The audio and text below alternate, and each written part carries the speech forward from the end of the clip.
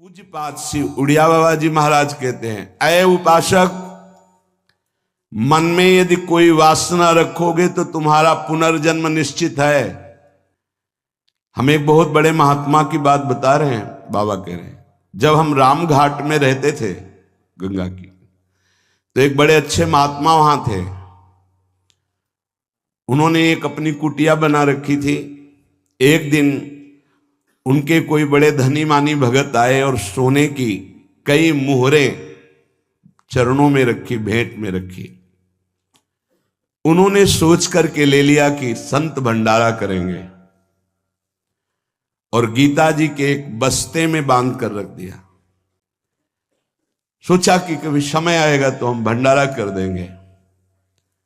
कुछ संतों ने उनसे कहा, चलो तीर्थ यात्रा करने बद्री नारायण चलते हैं। चिंतन में आया कि वो मोहरे रखी, भंडारा करना था, पर संतों से कह नहीं पाए, और चले तो बद्री नारायण नहीं पहुंच पाए, रास्ते में ही प्राण निकल गए। प्राणों का क्या भरोसा, कौन सा कदम आखिरी होगा किसको पता। रास्ते में प्राण निकल गए। चिंतन चल रहा था कि लौट के आएंगे तो स्वर्ण मुद्राएं जो रखी उनको बेच करके फिर भंडारा करें। सदिच्छा भी नहीं रखनी, ये बहुत सूक्ष्म विषय है। अब उनका शरीर छूट गया। शरीर जब छूट गया तो शरीर की अंतिम क्रियाएं हुई जो संत की होती। 16 दिन बाद कुछ संतों को प्रसाद पवाया गया।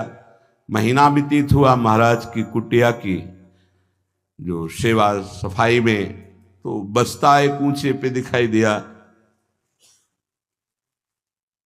देखा कि गुरु जी की गीता रखी हुई है।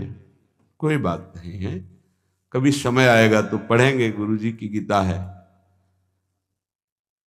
रात्रि में स्वप्न हुआ उनके शिष्य को, बेटा मैं पतित हो गया, चूक हो गई। अंतिम समय स्वर्ण मुद्रा का ध्यान होने के कारण मैं सांप बनकर उसी बस्ता में बंधा हुआ हूं। जब तक स्वर्ण मुद्राएं बेचकर संत सेवा नहीं करोगे, मुझे सांप की योनि मिली है। पूज्यपाद उड़िया बाबा भी वहीं रामघाट में थे।